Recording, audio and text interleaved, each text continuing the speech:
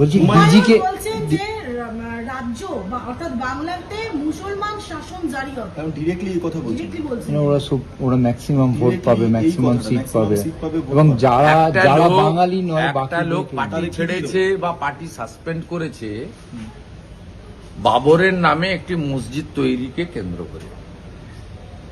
ওনার ঘোষিত অবস্থান যে বাবরি মসজিদ নির্মাণ, সেটার উদ্দেশ্য তিনি এমন দিন করেছেন যেদিনকে বিতর্কিত ধাঁচা, কর সেবকরা সেদিন বিতর্কিত ধাঁচাতে পুনরায় রাম জন্মভূমিকে উদ্ধার করেছিলেন। পরে সুপ্রিম কোর্টের হস্তক্ষেপ হয়েছে, আমি সে বিষয়ে যাচ্ছি না। কিন্তু যে ব্যক্তির বিদ্রোহ সূচিত হয়েছে তার ধর্মীয় যে আবেগ সেটাকে কাজে লাগিয়ে তার যে প্রার্থনা ঘর সেটা বাবরের নামে তৈরি করার মধ্য দিয়ে তার তো ঘোষিত অবস্থান এটাই থাকবে এবং তার ক্যাপিটাল পুঁজি এই মুসলিম ভোট ব্যাংকই হবে। এটাতে স্বাভাবিক, উনি হুমায়ুন কবির যেটা বলছেন এটা তার ঘোষিত অবস্থান। মমতা ব্যানার্জির মতো সেকুলারিজমের নামে তোষণের রাজনীতির কথা তো বলেননি, সোজা কথা বলেছেন।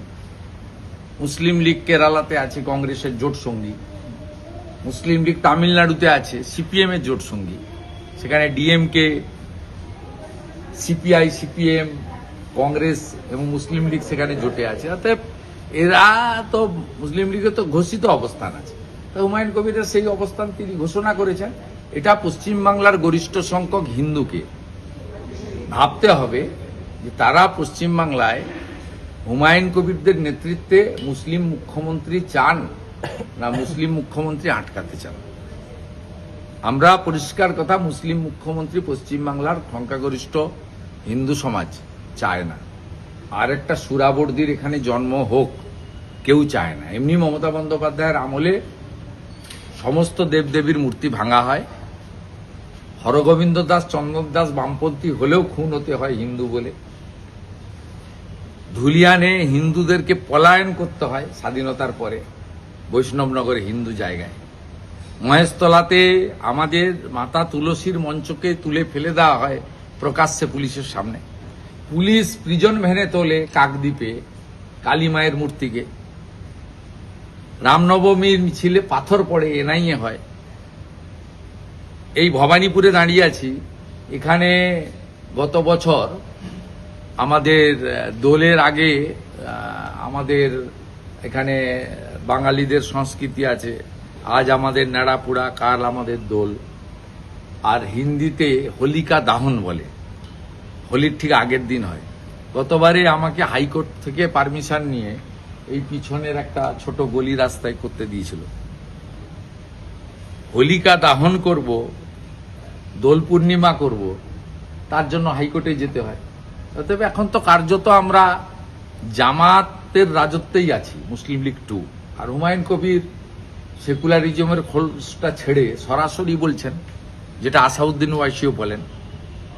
অতএব লড়াইটা পশ্চিমবঙ্গে সনাতনী হিন্দু সমাজ রাষ্ট্রবাদীদের সঙ্গে এই মৌলবাদী শক্তির হবে। সেক্ষেত্রে আরেকটা প্রশ্ন, হাওড়ায় দেখা যাচ্ছে আবারও আক্রান্ত বিজেপি কর্মীরা।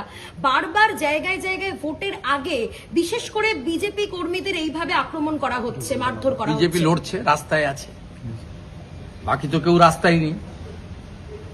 কংগ্রেসের তো অস্তিত্ব নেই, হুমায়ুন কবির তো মুসলিম পাড়ার মধ্যে সীমাবদ্ধ, আমাদের পীর সাহেবের পার্টি নৌসাদও তার যেখানে ভক্ত কুল আছে সেই জায়গার মধ্যে সীমাবদ্ধ, সামগ্রিক লড়াইতে নেই।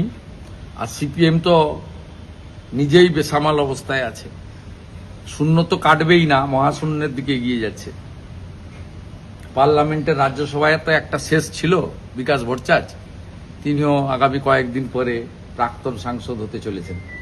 তাহলে লড়াই বিজেপির সঙ্গে।